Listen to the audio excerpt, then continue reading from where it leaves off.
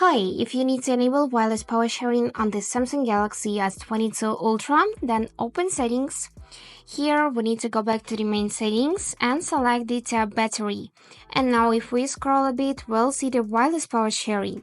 So before enabling it, you just need to set the battery limit.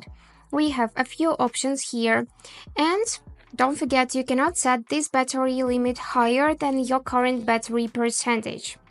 So let's set 70% for example, and charging will stop when your phone reaches the battery percentage that you set.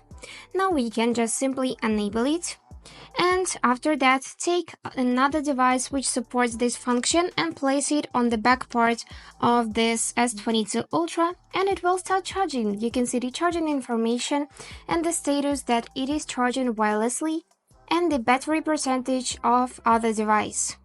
So when you're done charging, you just need to go back to the settings and simply disable this feature right here by tapping on the switcher.